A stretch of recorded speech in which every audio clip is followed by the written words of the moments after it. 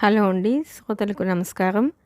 అమర హృదయం నవల 4వ భాగానికి స్వాగతం అండి. చదువుతున్నది లక్ష్మి. ప్లీజ్ అండి, ఈ నవల వినంగానే నచ్చితే లైక్ చేయండి. ఇక కథలోకి వెళితే, మర్నాడు ఫణి పరీక్ష వ్రాయటానికి వెళ్ళాడు.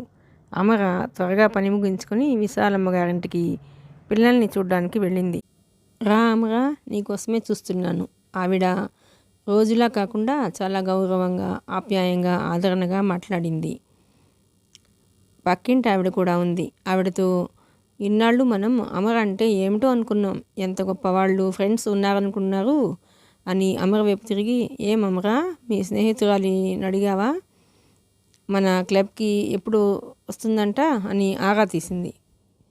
అమర కంగుతింది. ఈవిడ ఆ మాట మర్చిపోలేదన్నమాట. అవును,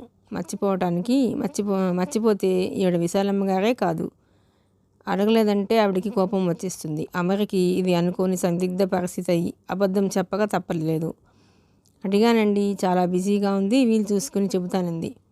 విశాలమ్మ గారి ముఖం చాటంత అయింది. ఆ మాట అనేది కదా చాలు, నాకు తీరుబడి చూసుకునే రమ్మనమను. వాళ్ళు గొప్పవాళ్ళు, టైం ఎలా ఉంటుందిలే. అమర, ఇప్పుడే చెబుతున్నాను, మీ ఫ్రెండే కదా, బాగా డబ్బున్న మనిషి అయ్యి మన మహిళా మండలికి కనీసం ఒక 5,000 రూపాయలైనా ఇప్పించేట్టు చెయ్యి.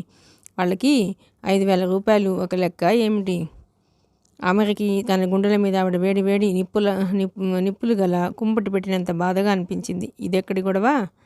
సుజాత రాక తన ఇంటికి వస్తే ఈవిడగారి చూపులు సుజాత మీద పడ్డాయి. ఇది అమరికి విషమ సమస్యే. సుజాతని అడిగే ప్రశ్నే లేదు. విశాలమ్మ గారు తన్ని వదలదు. అమరికి ఆ క్షణంలో ఆవిడని 4 మాటలతో దులిపేయాలని ఎంతగానో అనిపిస్తోంది. అయినా ఆవేశం మింగి ఊరుకుంది. ఆవిడ తనని వేటాడినట్టు వదలదని తెలిసిపోతోంది. అమరికి ఆ ఉద్యోగానికి ఓ దండం పెట్టి అసలు ఈ బజార్ నుంచి పారిపోవనిపిస్తోంది. ఎన్నడూ లేనిది ఆవిడ అమరికి ద్రాక్ష పళ్ళు తెచ్చి పెట్టింది. వద్దండి, నాకు అసలు ఒంట్లో బాగాలేదు అంటూ మర్యాదగానే దృఢంగా తిరస్కరించేసింది. 3 గంటలైంది. మీ ఫ్రెండ్ వస్తే కబురు చెయ్యమ్మా, నేను కూడా వచ్చి మరోసారి గుర్తు చేస్తాను. ఏదో ఒకటికి 2 సార్లు కలుసుకుంటేనే స్నేహాలు త్వరగా పెరుగుతాయి. ఈసారి నువ్వు వాళ్ళ ఇంటికి వెళ్ళేటప్పుడు చెప్పు, నేను కూడా వస్తాను. ఎంతైనా వాళ్ళ ఇంటికి వెళ్ళి పిలవటం మర్యాద కదా. అమరికి రక్తం మరుగుతూ లావాలా తలలోకి ఎక్కి వస్తున్నట్టుగా అనిపించింది. వస్తానండి, గబగబా వచ్చేసింది. ఇంటికి వచ్చేసరికి మంచంలో దుర్గమ్మ నిద్రపోతుంది. ఫణి వచ్చే వేళ అవుతుంది. ఫణిని ఉదయం స్కూల్కి వెళ్ళేటప్పుడు రాజా పిలిచినా వెళ్ళవద్దని ఇంటికి వచ్చేయమని గట్టిగా చెప్పింది.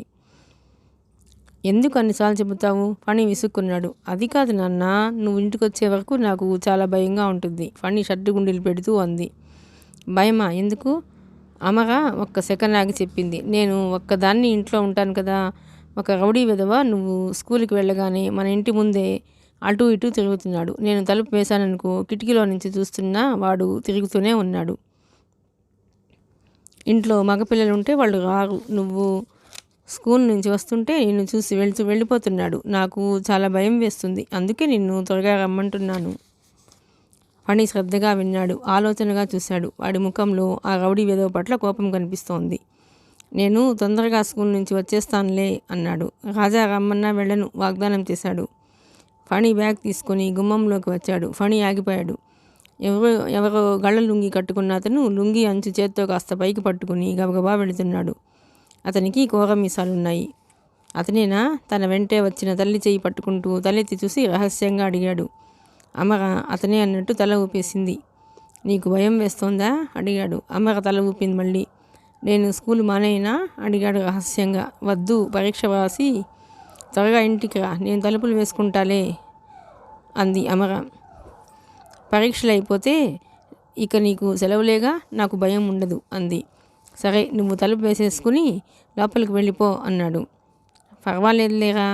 వాడు కాదు, ముందు లోపలికి వెళ్ళిపో హఠం చేశాడు. అమర తప్పనిసరిగా లోపలికి వెళ్ళి తలుపు వేసుకుంది. ఫణి వెళ్ళటం కిటికీలోంచి చూస్తోంది.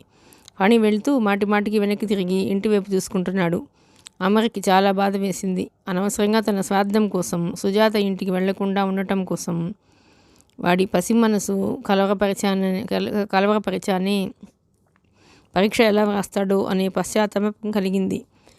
ఇలాంటి మాట ఇంకెప్పుడు అనను అని లోపలే చెంపలు వేసుకుంది. ఫణికి ఎప్పుడైనా నేను అబద్ధం ఆడానని తెలిస్తే అమర మనసు చివుక్కుమంది, అశాంతిగా మారింది. చీచి, ఇంకెప్పుడు ఇలా చెయ్యనుగాక చెయ్యను.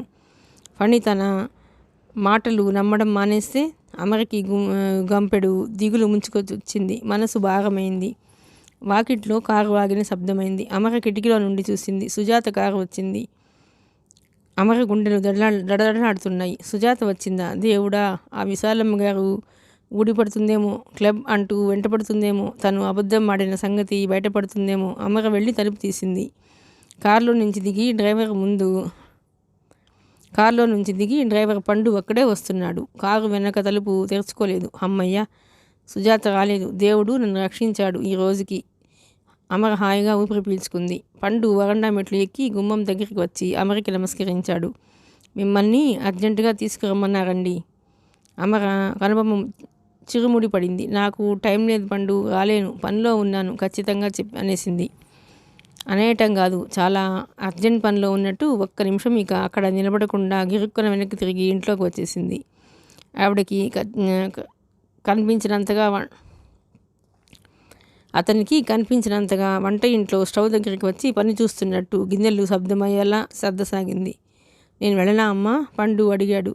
సరే అంది బిజీగా ఉన్న మనిషి ముక్తసరిగా మాట్లాడినట్టు. కారు వెళ్ళిపోయిన శబ్దమైంది. అమ్మయ్య అనుకుంటుండగానే విశాలమ్మ గారు హైరానాగా పరిగెత్తినట్టే అమరా అంటూ వచ్చింది. మీ ఫ్రెండ్ వచ్చిందా? ఇల్లు కలిగి చూస్తూ అడిగింది. రాలేదండి అంది అమర విసుగ్గా. రాలేదా? ఆవిడ చాలా నిరుత్సాహపడి ఒక్క నిమిషం కూర్చొని దుర్గమ్మతో 2 కబుర్లు చెప్పి వెళ్ళిపోయింది. వంట ఇంట్లోకి వచ్చిన అమర తల పట్టుకొని కూర్చుండిపోయింది. ఈ విశాలమ్మ గారి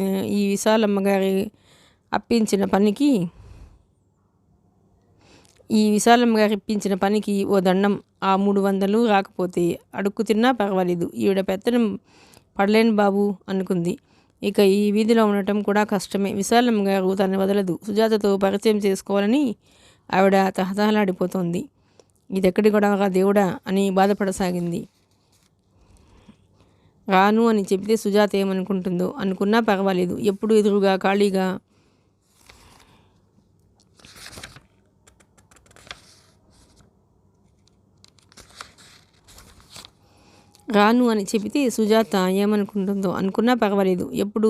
ఖాళీగా కారు వచ్చేసరికి సిద్ధంగా నేను ఎలా ఉండగలను?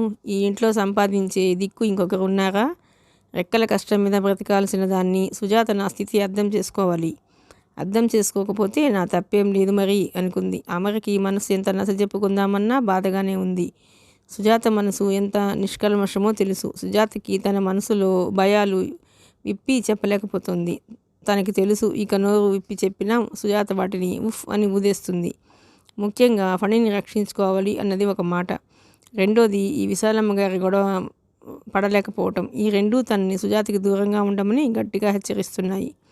నేనేం చేయను, నా పరిస్థితులు అలాంటివి. ఫణి పెంపకంలో అదుపు తప్పితే నా జీవితమే సుడిగుండమవుతుంది. ఇది నా బాధ అనుకుంటూ ఫణి వచ్చే టైం అవుతుందని వాడి కోసం నిక్కరు షర్ట్ తీసి టేబుల్ మీద పెడుతుంటే అక్కడ చీటీ ఒకటి ఫణి నోట్బుక్ ఎత్తుపట్టి గాలికి ఎగిరిపోకుండా కనిపించింది. అమర దాన్ని చేతుల్లోకి తీసుకుని చూసింది. అది చదువుతుంటే అమర హృదయం గేలంతో గుచ్చినట్టయింది. అమరగారు, 4 రోజుల నుంచి సుజాతకి ఒంట్లో అస్సలు బాగాలేదు. నాకు అర్జెంట్ మీటింగ్స్ ఉన్నాయి, తప్పనిసరిగా వెళ్ళాలి. మీరు వచ్చి సుజాత దగ్గర ఉండగలరా? మీరుంటే సుజాత రిలాక్స్గా ఉంటుంది, అందువల్ల కారు పంపిస్తున్నాను. నమస్తే. కృష్ణ చైతన్య. అమర ఆ ఉత్తరాన్ని గబగబా 4-5 సార్లు మళ్ళీ చదివింది. ప్రాణం ఎక్కడికో కుంగిపోతున్నట్లుగా ఉంది. సుజాతకి ఒంట్లో బాగాలేదా? కృష్ణ చైతన్య స్వయంగా తను అర్జెంటుగా వెళ్లాల్సిన పని ఉండటం వల్ల అభ్యర్థన చేశాడు. తను ఎలా తిరస్కరించింది? ఎంత ఘాటుగా జవాబిచ్చింది? అమర ఉత్తరం పట్టుకొని మంచం మీద కూలబడింది. నిశ్చేష్టురాలైనట్టుండి పోయింది కాసేపు. సుజాతకి ఒంట్లో బాగాలేదా? సుజాతని చూడాలని ఆమె మనసు ఒక్కసారిగా తిరగబడింది. అమర చేసుకున్న నిర్ణయాలన్నింటినీ వరదలా తుడిచివేసింది. అసలు ఈ ఉత్తరం ఇక్కడికి ఎలా వచ్చింది? ఎప్పుడు వచ్చింది? మంచం మీద నుండి చటుకొని లేచింది. అత్తయ్య బిగ్గరగా కేకపెట్టింది. ఏమిటే అంది దుర్గమ్మ. ఈ చీటీ ఎప్పుడు వచ్చింది? ఏ చీటీ? ఆవిడ నిద్రమత్తుగా అడిగింది. వేలు బాధ భరించలేక నిద్ర మాత్రలు వేసుకుంది ఉదయం. ఇదిగో సుజాత ఇంటి దగ్గర నుండి వచ్చింది. అదా? ఆవిడ గుర్తు చేసుకుంది. ఎప్పుడు వచ్చింది? అదా, నువ్వు విశాలమ్మ ఇంటికి వెళ్ళినప్పుడు డ్రైవర్ వచ్చాడు, నువ్వు లేవు అన్నాను. ఉత్తరం ఉంది అంటే అక్కడ టేబుల్ మీద పెట్టు అన్నాను. ఆ మాటే మర్చిపోయాను సుమా, మళ్ళా వస్తాను అన్నాడులే. వస్తాడు. అతను రావటం వెళ్ళటం రెండూ జరిగింది. ఇప్పుడేమైంది? సుజాతకి ఒంట్లో బాగాలేదుట. అయ్యో పాపం, వెళ్ళి చూసి వస్తావా?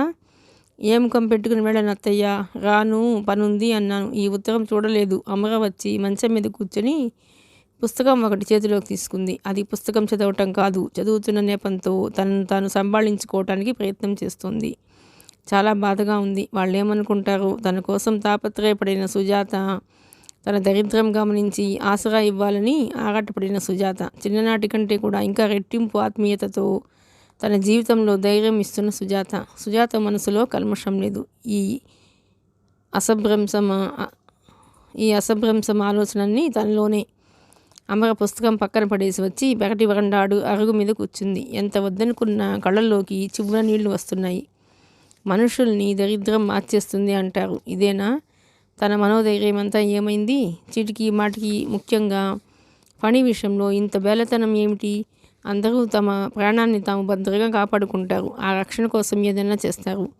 ఫణి తన ప్రాణం. ఇది ఎవరికీ అర్థం కాదు. పెళ్ళి అయిన 3వ నెలలోనే ఆ కట్టుకున్న వ్యక్తి హతుడయ్యాడు. అతనితో మొహమాటం పోలేదు, చనువు రాలేదు. పెళ్ళి అయిన నెలలోనే నెల తప్పింది. ఏమిటో భయం, ఆదుర్ద. ఓ పక్క చదువు ఆగిపోయిందే అని బాధ. ఇంతలోనే ఆయనకి యాక్సిడెంట్. అందువల్ల ఆయనని గురించిన జ్ఞాపకాలేవి దాచుకునేంత అపురూపమైనవి లేవు తనకి. ఒక్కసారి ఆలోచిస్తే ఫణి తనకు దక్కాలి, అంతవరకే ఆయన ఉపయోగం అని దేవుడు చెప్పిన తీర్పు అనిపిస్తుంది. ఫణి పుట్టిన క్షణం నుంచి తనకి దివ్యజ్యోతి దర్శనమైనట్టే ఉంది. ఆ వెలుగులో భర్త పోయినా చీకటి రూపు లేకుండా పోయింది. ఫణే తానే ఫణి అనిపిస్తుంది. తన ఈ వేదన, బాధ ఎవరికీ అర్థం కాదు. అసలు ఎవరికీ చెప్పాలని అనిపించదు. ఇరుగు పొరుగు కుటుంబాలలో పిల్లలు ఎంతమందో తల్లిదండ్రుల మాట వినకుండా ఎదురు తిరుగుతున్నారు, ఇంట్లోంచి వెళ్ళిపోతున్నారు. అమరికి అది చూస్తే ఎంత భయం. తను ఆ శాపం మీద పడకూడదని, దాని నుంచి ఫణిని రక్షించుకోవాలని అమర ఆరాటం.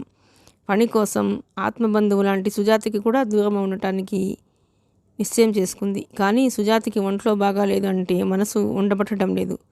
ఇంతలో భుజం మీద చేయి పడింది. అమర ఉలిక్కిపడి చూసింది. ఎప్పుడు వచ్చాడో ఫణి.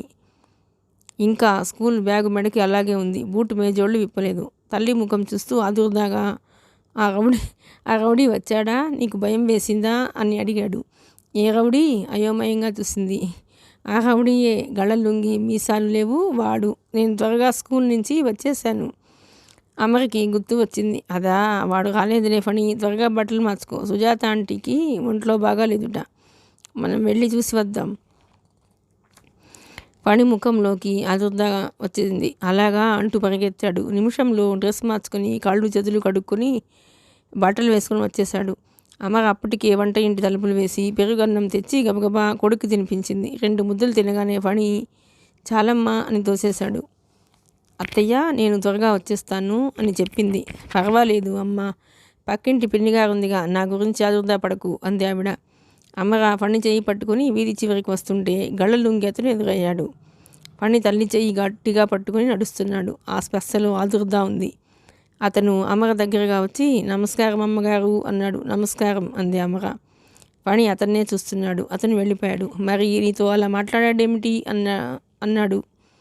నువ్వు నా పక్కన ఉన్నావుగా, అందుకని అతనికి భయం వేసి అలా అన్నాడు అంది అమర. ఓహో అలాగా. ఫణి తల్లి చేయి పట్టుకుని నడుస్తూ తిరిగి అతని వైపు చూశాడు. అదృష్టవశాత్తు ఆటో వెంటనే దొరికింది. ఫణి, నువ్వు ఇల్లు గుర్తుపట్టగలవా అంది అమర. ఓ అన్నాడు. 2 సార్లు వెళ్ళినా బంజారా హిల్స్లో ఆ మెలికలు తిరిగే రోడ్డు అమరకు గుర్తులేదు. ఫణి ఇల్లు కరెక్ట్గానే చూపించాడు. ఆటో అతనికి డబ్బు చెల్లించి ఇద్దరు దిగారు. ఇల్లు నిశ్శబ్దంగా ఉంది. పెద్ద గేటు తాళం వేసి ఉంది. పక్కనే చిన్న గేటు చూసి, ఇది తెరిచి ఉందే అమ్మా అన్నాడు ఫణి. ఫణి అమర పోర్టికోలోకి వచ్చారు. ఇంటి తలుపులు మూసి ఉన్నాయి. అంతటా నిశ్శబ్దం. సీమ చిటుక్కుమన్నా వినిపిస్తోంది. ఫణి కాళ్ళెత్తి కాలింగ్ బెల్ నొక్కాడు. 2 నిమిషాల్లో తలుపులు తెరుచుకున్నాయి. సుజాత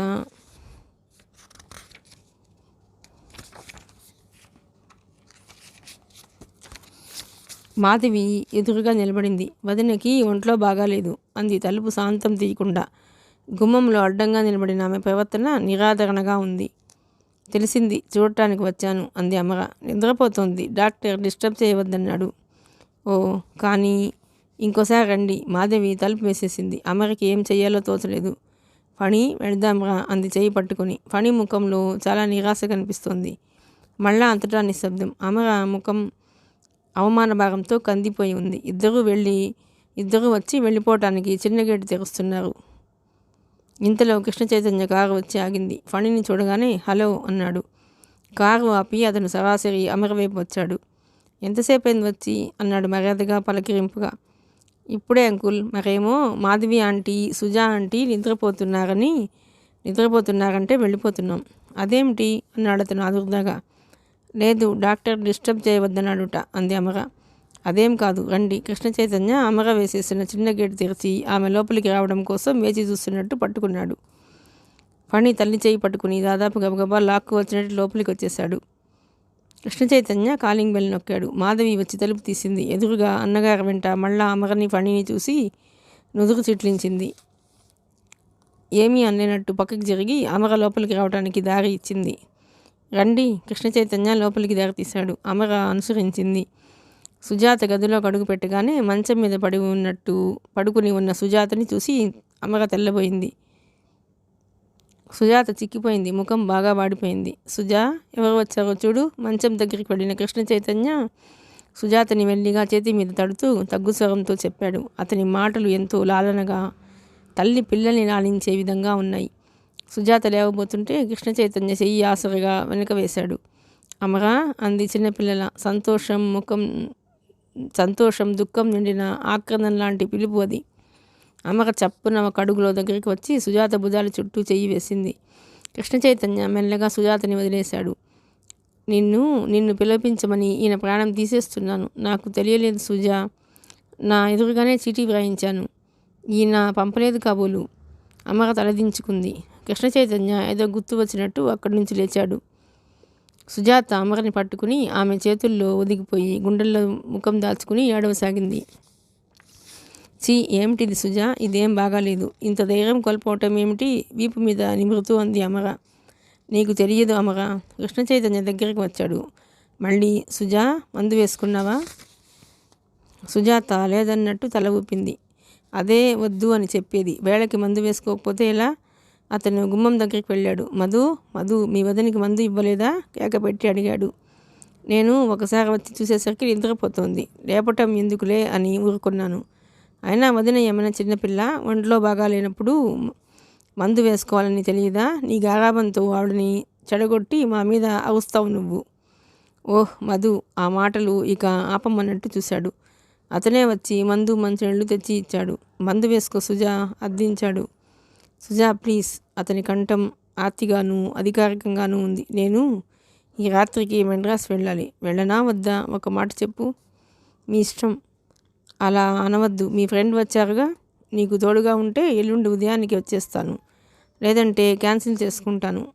ఇంతలో అవతల గదిలో నుంచి ఫోన్ మోగింది. కృష్ణ చైతన్య సుజాత దగ్గర మందు పెట్టి 5 నిమిషాల్లో వస్తాను, ఆలోచించుకొని చెప్పు. నేను వెళ్ళకపోతే వాళ్ళకి ఇప్పుడే చెప్పాలి నేను అని వెళ్ళిపోయాడు. సుజా, మందు వేసుకో. అమర కృష్ణ చైతన్య అక్కడ పెట్టిన మందు తీసి సుజాత చేత మింగించి మంచినీళ్ళు తాగించింది. ఏం సుస్థి ఇది? తోటకూర కాడలా వేలాడిపోతుంది. 4 రోజుల్లో మనిషిలో ఇంత మార్పా? అమరకి ఆశ్చర్యంగా ఉంది. మందు వేసుకుని ఒక క్షణం తర్వాత సుజాత సరిగ్గా లేచి కూర్చోవటానికి లేవబోయి చేతకాక వెనక్కి వాలి దిండు మీద తల ఆనించి పడుకుంది. నా దగ్గరగా కూర్చో అమర అంది. అమర మంచం మీద దగ్గరగా కూర్చొని సుజాత చెయ్యి తన చేతుల్లోకి తీసుకుంది. సుజాత నీరసంగా అడిగింది. అమర, ఒక చిన్న సాయం చేయగలవా? ఆయనకి అర్జెంట్ మీటింగ్ ఉంది. ఒక 2 రోజులు నా దగ్గర ఉండగలవా? నాకు నువ్వేం చేయనవసరం లేదు అమర. పనివాళ్ళు ఉన్నారు. జస్ట్ ఉంటే చాలు. తప్పకుండా ఉంటాను సుజా. అమర సుజాత చేతిని గుండెల దగ్గర ఆనించుకుంటూ అంది. ఆ మాట సుజా నోరు తెరిచి అడగటమా? కృష్ణ చైతన్య ఊరు వెళితే ఈ పరిస్థితుల్లో సుజాని వదిలి అసలు తను వెళ్ళగలదా? కృష్ణ చైతన్య ఫోన్లో మాట్లాడి వచ్చాడు. అతన్ని చూసి అమర సుజాతని వదిలి లేవబోతుంటే చేత్తో సున్నితంగా వారించాడు. ఏం చెయ్యను సుజా? నేను వెళ్ళటమా మానటమా చెప్పు. అమర నాకు తోడుగా ఉంటానందండి, మీరు వెళ్ళండి, పర్వాలేదు. ఆ మాట నిజంగా అంటున్నావా? సుజాత పొడారిపోయిన పెదవుల మీదకి బలహీనత నిండిన చిరునవ్వు వచ్చింది. అమర నాకు తోడు ఉంటానందిగా, పర్వాలేదు, మీరు నిశ్చింతగా వెళ్ళండి. అతను దీర్ఘంగా ఊపిరి తీసుకుని విడవటం అమర గమనించింది. అతను వెనక్కి తిరిగి ఇంత క్రితం ఫోన్ వచ్చిన గదిలోకి వెళ్ళాడు. డాడీ, రాజా కేక మెట్ల మీద వినిపించింది. కృష్ణ చైతన్య గదిలో నుంచి బయట హాల్లోకి వెళ్ళాడు. డాడీ, రేపు పరీక్షకి అంతా నేర్చేసుకున్నాను, సంతోషంగా చెబుతున్నాడు రాజా. గుడ్, నేను మెడ్రాస్ వెళ్తున్నాను. నువ్వు చక్కగా పరీక్ష వ్రాసి వచ్చి మమ్మీకి జ్వరంగా ఉందిగా, జాగ్రత్తగా చూసుకోవాలి. చూస్తావా మరి? ఓ, అదుగో ఫణి వచ్చాడు. ఫణి కూడా ఇక్కడే ఉంటాడు. మీ ఇద్దరు పరీక్షకి చదువుకోండి. కృష్ణ చైతన్య రాజాని ఎత్తుకుని లోపలికి తీసుకొచ్చాడు. హలో ఫణి, రాజా పలకరించాడు. హలో రాజా, ఫణి ఆనందంగా అన్నాడు. హలో ఆంటీ, రాజా పలకరించాడు. బాగున్నావా రాజా అంది. ఓ అనేసి తండ్రి మెడ చుట్టూ చేవేసి, డాడీ, నేను కూడా మీతో వస్తాను డాడీ, మెడ్రాస్ మారం చేస్తూ అన్నాడు. నువ్వు వస్తే మమ్మీని ఎవరు చూస్తారు? నీ పరీక్షలు ఏమేం చేస్తావు? డాక్టర్ గారు వస్తారుగా, మధు ఆంటీ ఉందిగా. ఫణి ఉంటానన్నాడుగా. పరీక్షల్లో జ్వరం వచ్చింది నాకు అంటే మళ్ళీ వ్రాయిస్తారుగా. ఇంకేం కావాలి అన్నట్టుంది రాజా గొంతు. అదేం కుదరదు. గుడ్ బై రా, నేను మెడ్రాస్ నుంచి వచ్చే వరకు మమ్మీని చూసుకో, నాకు టైం అవుతుంది. రాజాని దించి కృష్ణ చైతన్య వెళ్ళాడు. డాడీ, నేను మీతో వస్తాను డాడీ, రాజా తండ్రి వెనకే వెళ్ళాడు. రాజా ఏడుపు గొంతుతో మారం చేయడం, కృష్ణ చైతన్య నచ్చ చెప్పడం పని గమనిస్తూ ఉన్నాడు. వచ్చి ఇంతసేపు అయినా రాజా తల్లి దగ్గరికి రాకపోవటం అమర్కి చిత్రంగా అనిపించింది. రాజాకి తండ్రి దగ్గర ఎంత అలవాటో తెలుస్తోంది.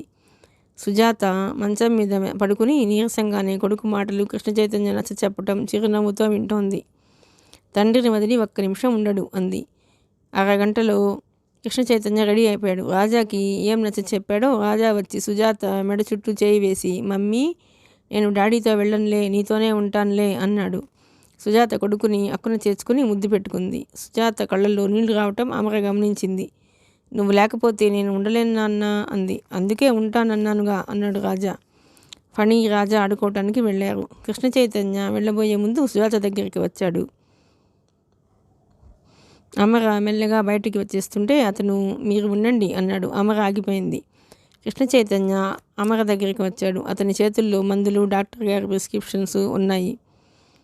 ఇదిగో, దీని ప్రకారం మందులు ఇవ్వండి. ఒకవేళ రాత్రికి సుజాత మరీ నొప్పి కానీ రెస్ట్లెస్గా కానీ అయితే ఈ నెంబర్కి ఫోన్ చేయండి. డాక్టర్ సహజానంద వచ్చేస్తారు. అసలు ఆయన 9 గంటలకు ఫోన్ చేస్తారు. రేపు ఈ మందులు, వీటిలో ఇది డోస్ ఈ విధంగా తగ్గించాలి, తెలిసిందా? అమర తల ఊపింది. సుజా, అనవసరమైన ఆలోచనతో మనసు పాడు చేసుకోకు. మీ ఫ్రెండ్ ఉన్నారుగా, ఇద్దరు చిన్నప్పటి కబుర్లు కరువుదిగా చెప్పుకోండి. వస్తాను, నేను రాత్రికి ఫోన్ చేస్తానులే. అతను మంచం మీద నుంచి లేచి గుమ్మం వైపు వెళ్ళబోతూ ఆగి వెనక్కి తిరిగి, నేను వస్తానండి, నేను వచ్చే వరకు వెళ్ళిపోకండి సుమా అనేసి వెళ్ళిపోయాడు. కృష్ణ చైతన్య వెళుతుంటే సుజాత మంచం మీద నుంచి లేచింది. ఏమిటి సుజా, మందులు టేబుల్ మీద పెడుతున్న అమర ఆ పని వదిలి పరిగెత్తికి వచ్చింది. సుజాత తులి పడబోతుంటే పట్టుకుంది. సుజాత గబగబా కిటికీ దగ్గరికి నడిచింది. కృష్ణ చైతన్య కారులో ఎక్కుతూ పైకి చూశాడు. సుజాత చెయ్యి ఊపింది. అతను చెయ్యి ఊపాడు. అతను కారులో కూర్చున్నాడు. కారు స్టార్ట్ అయి వెళ్ళిపోయింది. అమర సుజాతని తీసుకువచ్చి మంచం మీద పడుకోబెట్టింది.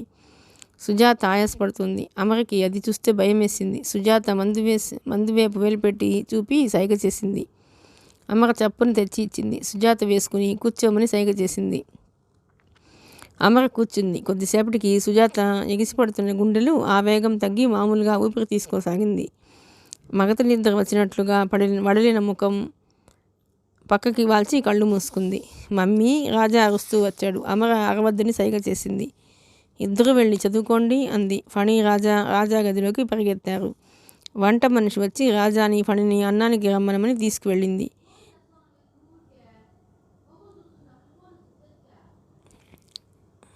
వంట మనిషి వచ్చి అమరని భోజనానికి రమ్మనమని పిలిచింది.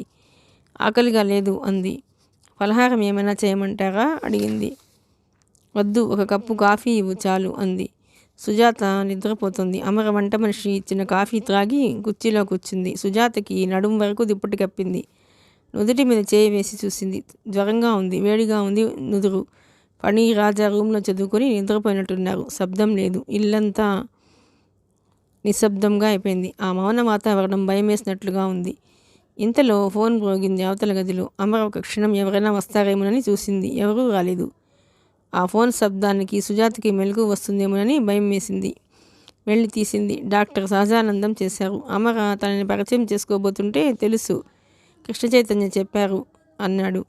అమర సుజాతకి ఇచ్చిన మందుని చెప్పింది. రాత్రి 12 గంటలకి, 2 గంటలకి, 4 గంటలకి, 6 గంటలకి ఇవ్వండి. ఉదయం నేను ఫోన్ చేస్తాను అని పెట్టేశాడు ఆయన. అమర వచ్చి కుర్చీలో కూర్చుంది. మాధవి ఒక్కసారైనా వచ్చి వదిన గారి గురించి కనుక్కోకపోవడం అమరకి విచిత్రంగా అనిపించింది. ఏం మనుషులు కరువై కొంతమంది బాధపడుతుంటే ఉన్న మనుషులతో నిర్లక్ష్యంగా ప్రవర్తించి అడ్డుగోడలు కట్టేవారు ఇంకో కొంతమంది. అమర టైం చూస్తోంది. 12 గంటలకి మందు వేయాలి మళ్ళీ. ఏమిటో చిత్రం, ఇంకో క్షణంలో ఏమవుతుందో తెలియదు. తను అసలు ఈ ఇంటికే రాకూడదని అనుకుంది. కానీ 2 రోజులు ఇంట్లో ఉండటానికి తనే అంగీకరించవలసి వచ్చింది. సాయంత్రం కృష్ణ చైతన్యం వెళ్ళగానే అమర ఇంటి పక్కన ఉండే దుకాణం అతనికి ఫోన్ చేసి అత్తగారికి కబురు చేసింది. సుజాతకి బాగాలేదు, సుజాత భర్త ఊరు వెళ్ళారు, రేపు వస్తాను, కంగారు పడవద్దని చెప్పింది. అమర మళ్ళా టైం చూసింది. 12 గంటలకి ఇంకా అరగంట టైం ఉంది. ఇంతలో ఫోన్ గణగణ మోగింది. ఆ నిశ్శబ్దంలో నుంచి ఒక్కసారి గణగణమనే శబ్దం రావడంతో అమర ఉలిక్కిపడింది. ఫోన్ శబ్దం వినగానే సుజాతకి ఎక్కడ మెలకువ వస్తుందోనని గబగబా పరిగెత్తి ఫోన్ తీసి హలో అంది తగ్గుస్థాయిలో. హలో అవతలి స్వరం మందస్థాయిలో వినిపించింది. మాటలు లేని నిశ్శబ్దం ఏర్పడింది. నేను అమరని మాట్లాడుతున్నాను అంది. నేను కృష్ణ చైతన్యని. సుజాత ఎలా ఉంది? అతని స్వరం ఆదుర్దాగా ఉంది. నిద్రపోతుంది. మందు వేసుకుందా? సహజానంద గారు కూడా ఫోన్ చేసి కనుక్కున్నారు. ఆయన మందు మార్చిన వైనం చెప్పింది. ఓకే. రాజా పడుకున్నాడా? భోజనం చేశాడు, చదువుకున్నాడు. పని వాడు కూడా. Okay, thank you, good night యాంత్రికంగా అనేసి ఫోన్ పెట్టేశాడు కృష్ణ చైతన్య. అమర పెట్టేసింది. అప్పుడు గమనించింది ఆ గది. అది పెద్ద హాలు లాంటి room. Working come study come bedroom. ఈ మూడింటి కలయికగా ఉంది. అక్కడ ఫోన్ ప్రక్కన రాజా, సుజాత, కృష్ణ చైతన్య ముగ్గురు ఉన్న ఫోటో ఉంది. రాజాకి అప్పుడు 3 ఏళ్ళలో ఉంటాయి. చాలా ముద్దుగా ఉన్నాడు. సుజాత ఎత్తుకొని ఉంది. కృష్ణ చైతన్య కొడుకుని ఎత్తుకుని ఉన్న భార్య భుజాల చుట్టూ చేయి వేసి చిరునవ్వుతో నిలబడి ఉన్నాడు. సుజాత ముఖంలో ఎంతో ఆనందం. అమర యువతలకు వచ్చింది. గోడ గడియారం 12 గంటలు చూపిస్తోంది. అమర సుజాత దగ్గరికి వచ్చి చాలా నెమ్మదిగా మృదువుగా సుజా అంటూ లేపింది. అమర ఎంత మెల్లగా లేపినా సుజాత ఉలికిపాటుగా కళ్ళు తెరిచింది. ఒక్క నిమిషం అమరని గుర్తుపట్టలేకపోయింది. మావారు ఎక్కడా అంది ఆదుర్దాగా. సుజా, నేను అమరని. నిద్ర మెలకువ వచ్చిందా? సుజాతకి మెలకువ వచ్చింది. అమర, నువ్వు ఇది హాస్పిటలా అంది. కాదు, మీ ఇల్లే. నేను నీ దగ్గర ఉన్నాను. అప్పటికే సుజాతకి పూర్తిగా మెలకువ వచ్చింది. అమర, వారు వెళ్ళారు కదూ, అది నిజమేనా అంది. అవును. నువ్వు నన్ను చూడటానికి వస్తే అట్టు పెట్టి మెడ్రాస్ వెళ్ళారు కదూ? అవును. అమర మందు తీసుకువచ్చి వేసింది. డాక్టర్ గారు ఫోన్ చేశారు, మీ వారు ఫోన్ చేశారు అంటూ చెప్పింది. ఆయన ఇంకేం చెప్పారు అడిగింది. ఇంకేం చెప్పలేదు, రేపు ఉదయం చేస్తానన్నారు. సుజాత వెనక్కి వాలి దిళ్ళ మీద తల ఆనించుకుని పట్టుకుంది. పిల్లలేరి? నిద్రపోయారు. ఫణి రాజా దగ్గర పడుకున్నాడా? సుజాత అమరని దగ్గర కూర్చోమంది. అమర చెయ్యి అందుకుని, అమర, ఫణిని రాజాతో కలిసి పెంచుదామనుకుంటున్నాను, నీకేం అభ్యంతరం లేదుగా అంది. అమర సమాధానం చెప్పలేదు. చెప్పు అమర, ఫణి రాజా వెంట ఉంటే నాకెందుకో చాలా నిశ్చింత. రాజాకి అన్నం ఉన్నట్టే ఉంది. సుజా, ఆ మాటలు ఇప్పుడు ఎందుకు, నువ్వు రెస్ట్ తీసుకో.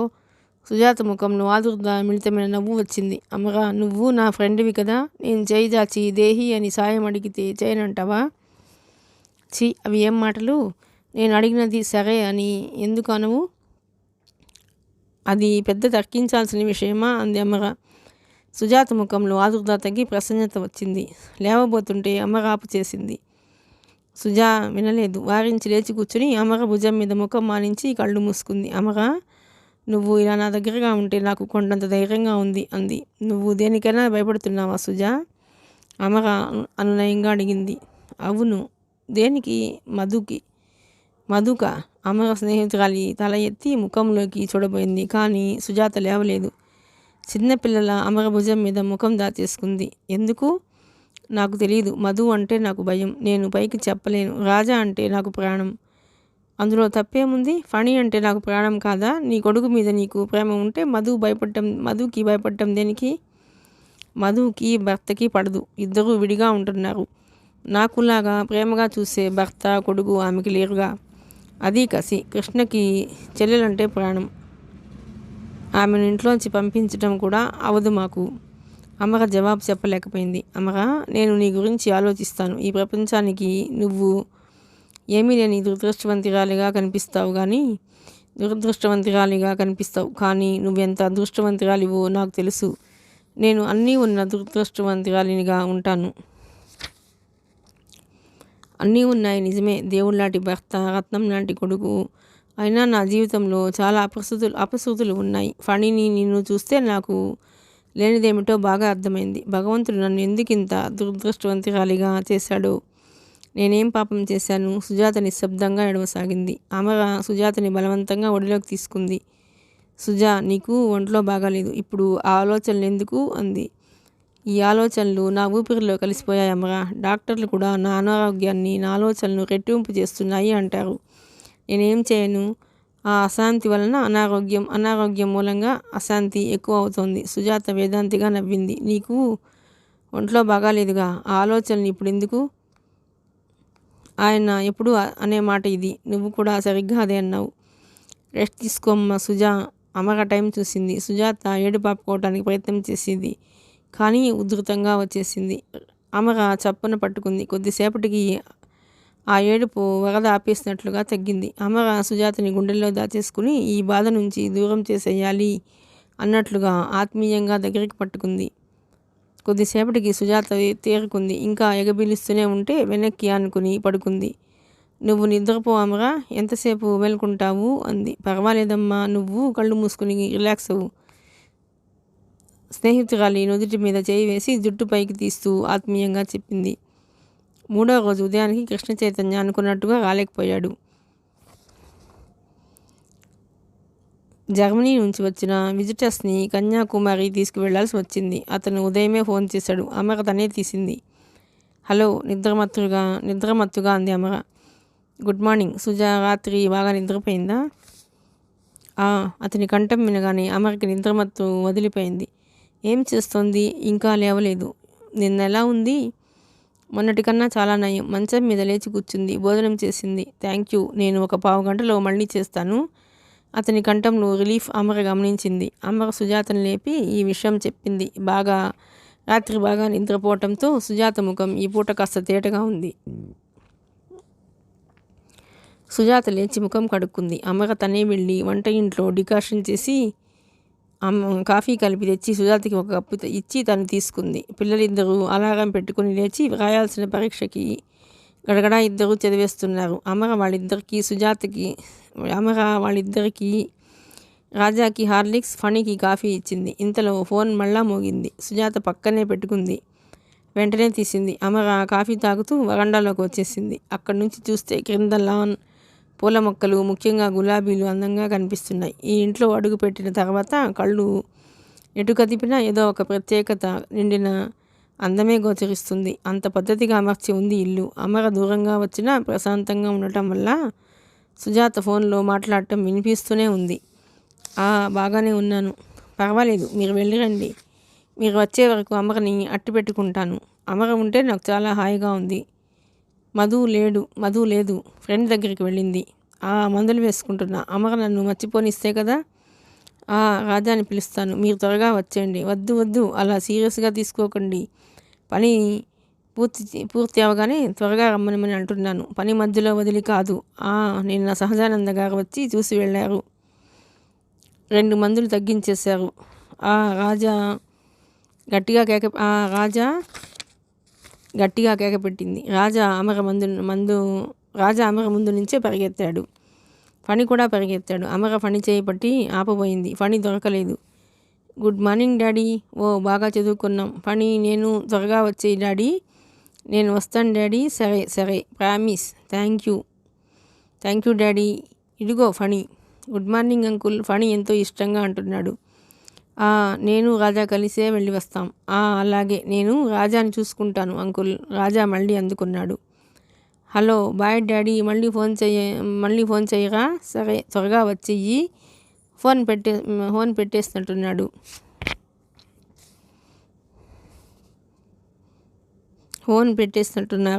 అమర వచ్చేసరికి ఫణి ఒక ప్రక్క, రాజా ఒక ప్రక్క కూర్చున్నారు. మీరిద్దరూ మంచి మార్కులు తెచ్చుకుంటే నేను మీకు మంచి ప్రజెంటేషన్ ఇస్తాను. ఇద్దరికి మంచి వాచీలు కొంటాను అని చెబుతోంది. ఓ అన్నాడు రాజా. చదువుతాం ఆంటీ అన్నాడు ఫణి. ఆంటీ కాదు, మమ్మీ.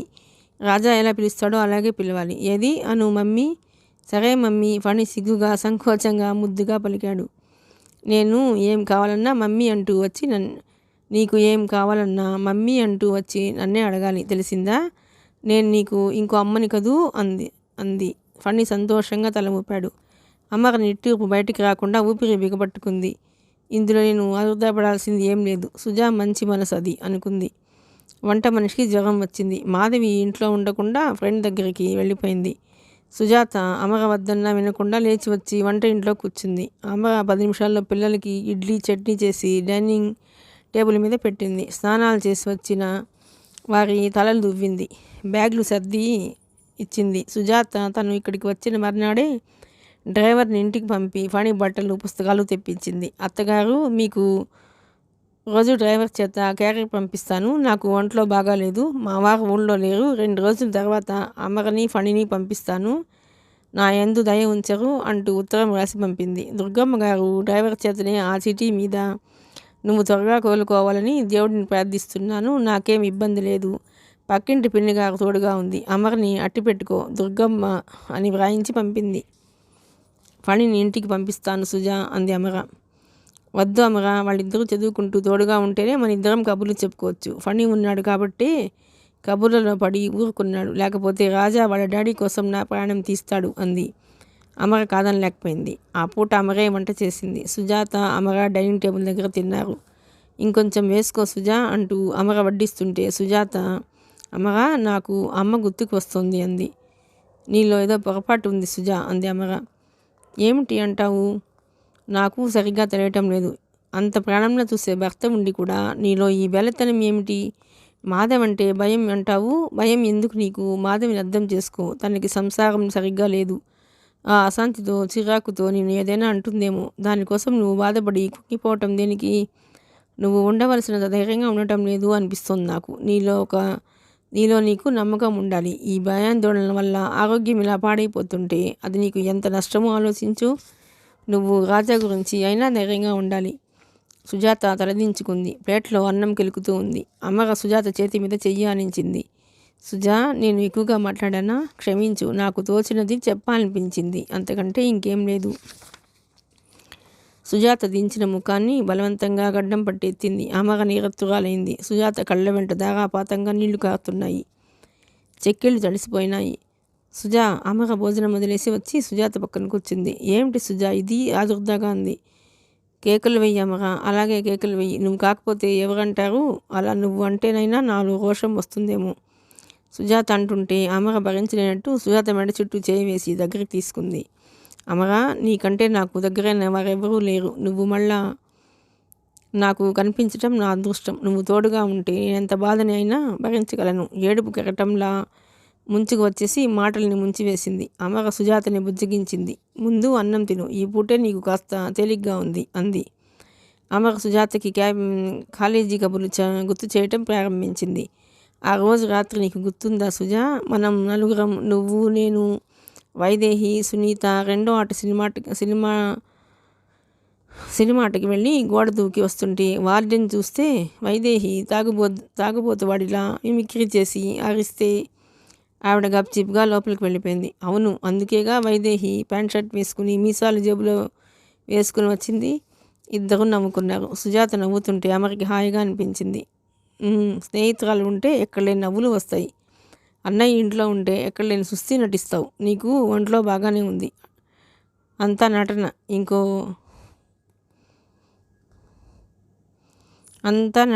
అంతా నటన అంటే వాడు వినడు. అన్నయ్యని బాగా ఫూల్ చేస్తున్నావు కదూ.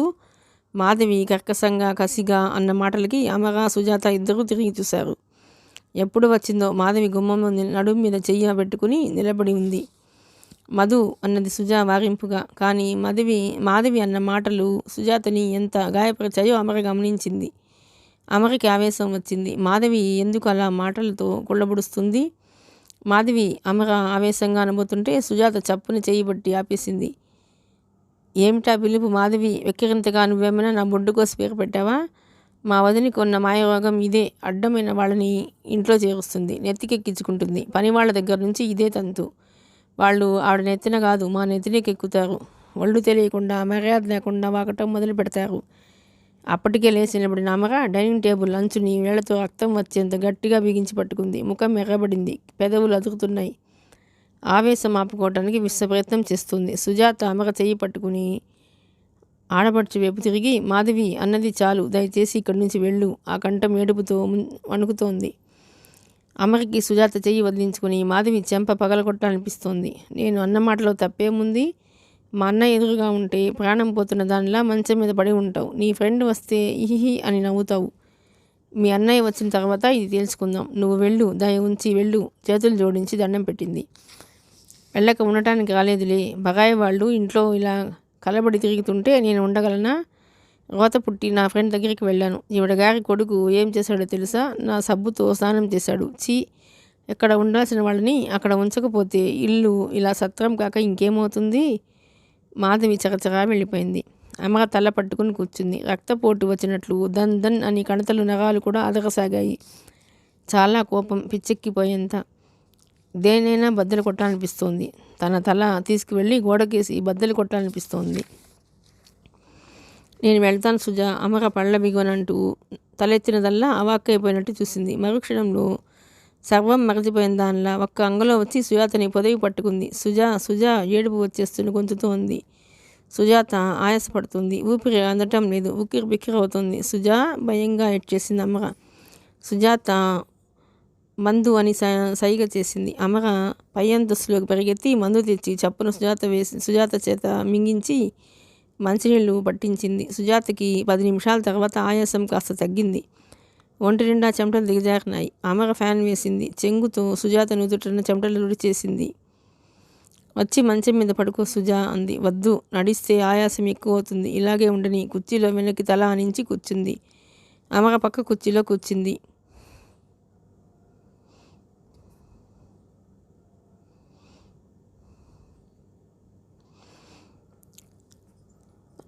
సుజా, నాకిప్పుడు అర్థమైంది నీ సుస్థి ఏమిటో. నువ్వు ధైర్యంగా ఉండాలి అంది. సుజాత అవును అన్నట్టు తల ఊపింది. గంట తర్వాత సుజాత మామూలుగా అయింది. అమర చెయ్యి పట్టి మెట్లెక్కించి పడక గదిలోకి తీసుకువచ్చి పడుకోబెట్టింది.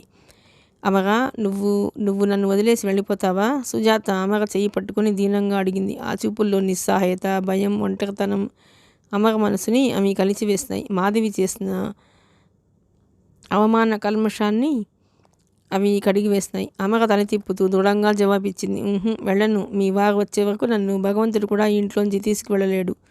సుజాతకి నిద్ర పట్టింది. అమర కుర్చీలో పుస్తకం చదువుకుంటూ కూర్చుంది. కిటికీ నుండి చూస్తే ఎంత అందమైన దృశ్యం. పచ్చటి పట్టు తివాసి లాంటి పచ్చిక నయన మనోహరంగా ఉన్న పూల చెట్లు, తోటలో పిచ్చికల శబ్దం. మంచం మీద దాదాపు స్పృహలేనట్లుగా బలవంతంగా నిద్రకి లోనైన సుజాత ఈ ప్రశాంతత భయంకరమైన నిశ్శబ్దం లాగుంది. ఇదేం దురదృష్టం? తను గమనిస్తూనే ఉంది. సుజాత తన దగ్గరికి వచ్చినప్పుడు ఉన్నంత సరదాగా, నవ్వుతూ ఫ్రీగా ఈ ఇంట్లో ఉండటం లేదు. సుజాతలో తనెప్పుడూ చూడని అణుకువ, భయాందోళనలు. ఈ వ్యత్యాసం ఎందువల్ల? కేవలం మాధవి వల్లనేనా? అయి ఉండవచ్చు. సంవత్సరాల తరబడి ఇలాంటి చెరలో ఉంటే ఏ మనిషి ఆత్మవిశ్వాసమైనా అడుగంటుతుంది. అమరకి కృష్ణ చైతన్యం మీద కోపం వస్తుంది. ఏ మనిషి అతను భార్యని ఇంత వెతికి గురి చేస్తున్న చెల్లెల్ని గమనించలేకపోవటం ఏమిటి? కంట్రోల్ చేయలేకపోవడం ఏమిటి? చెల్లెలి మీద ప్రేమ ఉంటే మాత్రం దానికి హద్దు లేదా? సుజాత ఆరోగ్యం పాడవుతుంటే కూడా మాధవిని విడిగా ఉంచకపోవడం ఏమిటి? ఆ క్షణంలో అమర సుజాతని అందుకోవటానికే పూర్తి నిశ్చయం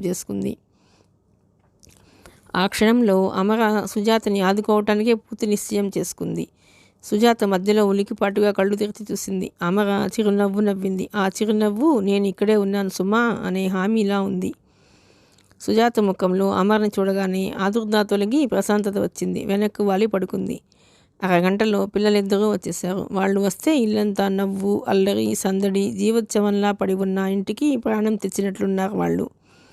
పడి దగ్గరికి వచ్చాడు. అమ్మా, ఇంటికి వెళ్ళి నానమ్మని చూసి వచ్చానే. సుజా ఆంటీ డ్రైవర్ని చాక్లెట్లు పళ్ళు కొని నానమ్మకి ఇమ్మని చెప్పారు. బుట్ట నిండా ఇచ్చారు. నానమ్మ నీకు తనకేం ఇబ్బంది లేదని చెప్పమంది. సరే, బట్టలు మార్చుకో అంది అమర. రేపటి నుంచి సెలవులో రాజా సంతోషంగా ఎరచాడు. మమ్మీ, డాడీ ఫోన్ చేశారా? మంచం ఎక్కి తల్లిని కదిపాడు. సుజాతకి మెలకువ వచ్చింది. ఎలా ఉంది సుజా? అమర అడిగింది. కాస్త పర్వాలేదు, పిల్లలకి ఏదైనా పెట్టమరా అంది. అలాగే. అమర కిందకి వచ్చి వంట ఇంట్లోకి వెళ్ళి ఇద్దరికి అన్నం తీసుకువచ్చింది. ఫణికి తినిపిస్తుంటే నాకు కూడా రాజా దగ్గరికి వచ్చాడు. అమర ఇద్దరికి తినిపించింది. సుజాత మెల్లగా మెట్లు గోడ పట్టుకుని దిగి వచ్చింది. ఆఖరి మెట్టు మీద కూలబడుతూ, ఇప్పుడు ఇలా చూస్తే రాజా కూడా నీ కొడుకే అనుకుంటారు అమర అంది. ఏం కాదు, రాజా అంతా వాళ్ళ నాన్న పోలిక అంది అమర. అవును, పనిలో నీ పోలికలు బాగా ఉన్నాయి కదా అంది సుజాత. సుజాతని తీసుకొచ్చి డైనింగ్ చైర్ మీద కూర్చోబెట్టింది అమర. కాఫీ కలిపి ఇచ్చింది. ఇద్దరూ తాగారు. పిల్లలిద్దరూ ఆడుకోవడానికి పరిగెత్తారు. కొంచెం సేపు మనం కూడా వెళ్ళి అలా లాన్లో కూర్చుందాం అమర, సుజాత అంది. నీకు అలసట అనిపిస్తుందేమో సుజా. కొంచెం రిలాక్సింగ్గా ఉంటుంది. పద. అమర చెయ్యి ఆసరా ఇచ్చింది. ఇద్దరూ లాన్లోకి వచ్చారు. అక్కడ ఉయ్యాల ఉంది. సుజాత అందులో కూర్చుంది. కూర్చో అమర అంది. పర్వాలేదు సుజా, ఉదయం నుంచి కదలకుండా కూర్చున్నావు. కాసేపు ఇలా తిరుగుతాను. అమర అటు ఇటు తిరుగుతూ అంది.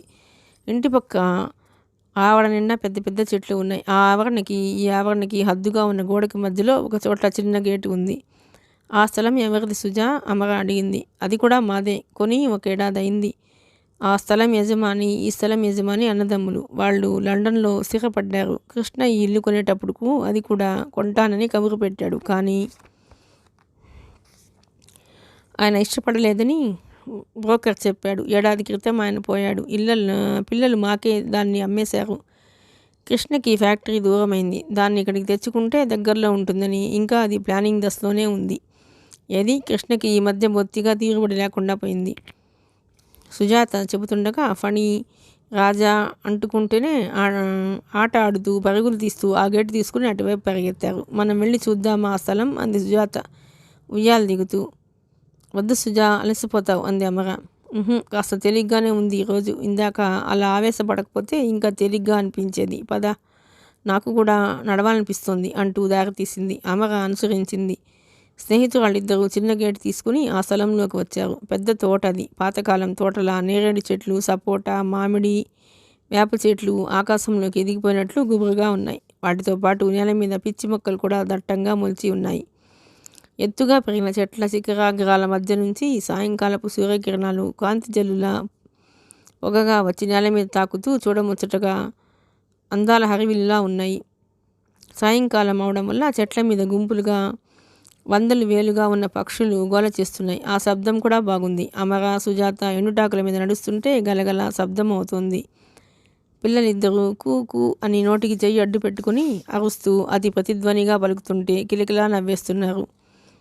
తోట చాలా పెద్దది. ఒకచోట దిగుడు బావి ఉంది. నీళ్లు లేక ఎండిపోయింది. ఆకులు అల్లం రాలి ఉన్నాయి. వర్షాలు పడితే నీళ్లు ఇటే వస్తాయి. స్థలం స్లోప్ కూడా ఇటువైపే ఉంది అంది సుజాత.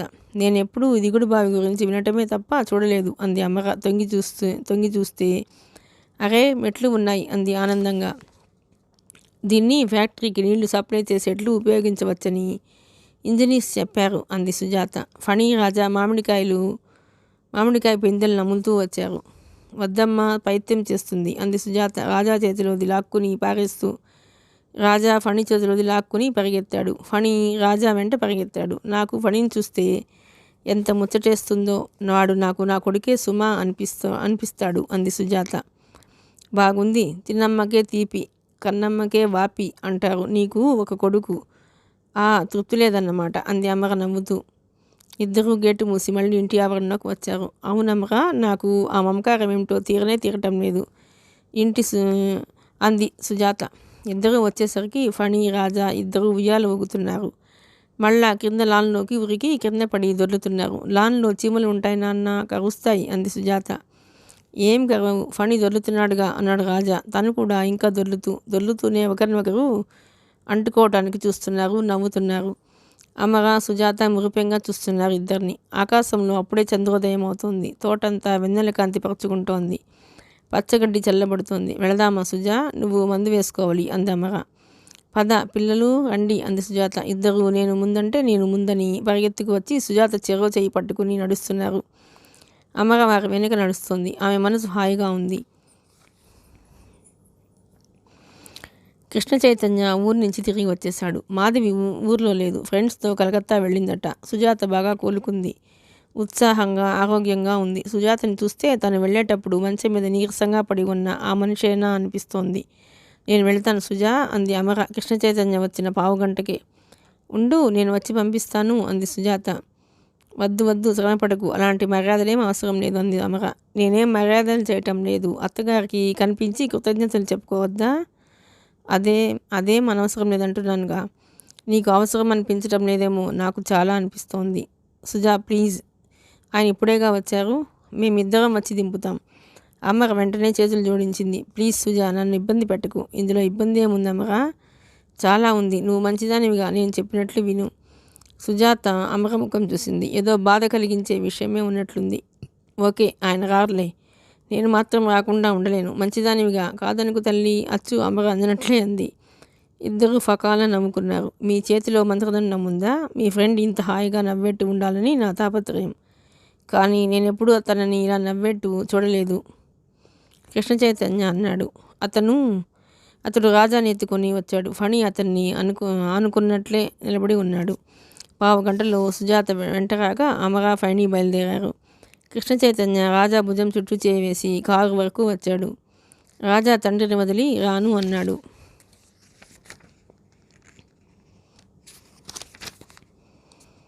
థ్యాంక్స్, మీరు చాలా సాయం చేశారు. మీ పుణ్యమా అని నేను నిశ్చింతగా నా పన్ను చూసుకొని వచ్చాను. అమర వెళతాను అని నమస్కరిస్తుంటే అన్నాడు కృష్ణ చైతన్య. వెళతాను కాదు, వెళ్ళి వస్తాను అను అమర అంది సుజాత. ఆ మాట అన్ను సుజా. అమర దృఢంగా తల తిప్పింది. ఈసారి ఇలాంటి అవసరం వస్తే నువ్వే నా దగ్గరికి వచ్చి ఉందువు గాని. సుజాత ముఖం చూసి మళ్ళీ చప్పున అదే సుజా, మా అత్తగారిని వదిలి ఉండటం భావ్యం కాదుగా, పెద్దామ ఇబ్బంది పడతారు అంది. అది నిజమేలే, సుజాత అంగీకరించింది. కృష్ణ చైతన్య వీడ్కోలు చెప్పాడు. సుజాత అమరని తీసుకువచ్చి దింపి దుర్గమ్మ గారికి కృతజ్ఞతలు చెప్పింది. నువ్వు కోలుకున్నావు కదా, అదే 10,000. ఎప్పుడు అవసరమైనా కాకితో కబురంపినా అమరని పంపిస్తాను. మేము నీకు చేయగలిగిన సహాయము అదే కదమ్మా అంది దుర్గమ్మ సుజాత చెయ్యి పట్టుకుని. అమర్ అక్కడుంది అన్న మాటే కానీ డ్రైవర్ రాంపండు వచ్చి నీళ్లు పట్టాడు. కాఫీ, భోజనం తెచ్చి ఇచ్చాడు. నిజానికి ఆవిడికి ఎలాంటి ఇబ్బంది కలగలేదు. సుజాత దుర్గమ్మ మాటలు వినగానే చిరునవ్వుతో అమర్ వైపు చూసావా, అత్తగారు పర్మిషన్ నాకు మంజూరు చేసేశారు. థ్యాంక్స్ అత్తగారు అంది. ఈ మాటలకి దుర్గమ్మ చాలా సంబరపడిపోయింది. సుజాత వెళ్ళిపోయింది. విశాలమ్మ పరుగున వచ్చింది. అయ్యో, మీ ఫ్రెండ్ వెళ్ళిపోయిందా? నేను అడుగుదామని అనుకున్న చీర మార్చుకుని ఈ జరీ చీర కట్టుకొచ్చేసరికి ఆలస్యం అయిపోయింది అంది నిరాశగా. అమర జవాబు చెప్పలేదు. విశాలమ్మ వెళ్ళిపోయింది. పక్కింటి పిన్నిగారు వచ్చింది. ఎక్కడికి వెళ్ళావు? మాతో మాట మాత్రం చెప్పలేదేం అంటూ 1,00,000 ఆగాలు తీసింది. పాపం, వాళ్ళంతా మంచివాళ్లే, తోడు నీడగా ఉంటూ ఉపకారం చేసేవాళ్లే. ఈ అనవసరమైన ఆగాలే వాళ్లతో పెద్ద తలనొప్పి. వారి కుతూహలంలో సందర్భమైనది కూడా లేదు.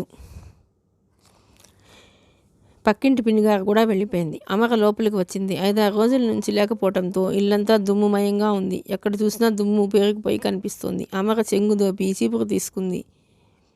ఫణి, తొట్టెలో నీళ్లు పోయమ్మా అంది. ఫణి మంచం మీద కూర్చుని లేవలేదు. ఆ బట్టలు మార్చుకో అంది. అవి సుజాత ఫణి బర్త్డేకి ఇచ్చిన కొత్త బట్టలు. ఫణి విసుగ్గా ముఖం పెట్టాడు. నసగకుండా వెళ్ళి పని చెయ్యి అమర గట్టిగా అంది. కాళ్ళు బాదుకుంటూ లేచి వెళ్ళి దండెం మీద ఉన్న పాత లాగు చొక్కా తీసుకున్నాడు. వాటిని అసహ్యంగా యావగించుకున్నట్టుగా చూశాడు. తప్పనిసరి అన్నట్లుగా వేసుకున్నాడు. తొట్టులో నిల్వ నీళ్లు తీసి బాగా కడిగిపోయి అంది అమర చీపురుతో బూజు దులుపుతూ. ఏమిట్రా ఆ మూలుగుడు? ఈ ఇల్లు నాకేం బాగాలేదు. ఫణి తొట్టె కడుగుతూ పెద్దగా అరిసినట్లు వ్యాఖ్యానం చేశాడు. నోర్మి, ఇది మన ఇల్లు, ఆ మాట మర్చిపోయావా? అమర కేకలేసింది. మన ఇల్లు అయితే బాగా లేకపోతే బాగుంది అని మెచ్చుకోవాలా? నోరు మీయమన్నానా? అమ్మ గట్టిగా అరిచింది. ఓర్ని, వీడు 4 రోజులకే ఇన్ని మాటలు నేర్చాడే. నువ్వు ఊరుకో నానమ్మ, ఫణి అరిచాడు. సరేలే, నాకెందుకు అంది దుర్గమ్మ. అమ్మగ ఫణి పసి మనసు పడే అసంతృప్తి అర్థం చేసుకుంది. చిన్న చిన్న మాటలతో లాలింపుగా బుజ్జగిస్తూ, మన ఇల్లు మనకి ఎంత చిన్నదైనా గొప్ప నాన్న. ఒకరు మంచి బట్టలు ఇస్తే ఒకటో రెండో అవుతాయి. మనంతటా మనం కొనుక్కుంటే అప్పుడు బాగుంటుంది. ఎప్పుడూ అన్ని విధాలా మన కాళ్ళ మీద మనం స్వతంత్రంగా నిలబడేలా చూసుకోవాలి. ఆ రోడ్డు మీద ఆ బిచ్చం అడుక్కునే పిల్లాడిని చూడు, వాడికంటే నువ్వు గొప్ప, అవునా కాదా అంది అమ్మగ. ఫణి అవునన్నట్లు తల ఊపాడు. ఏదో తల్లి దగ్గర తల ఊపాడే కానీ ఫణికి మనసు సంతృప్తిగా లేదు. నాకు కృష్ణ చైతన్య అంకుల్ నాన్నగా ఉంటే ఎంత బాగుంటుందో లోలోపలే అనుకోసాగాడు.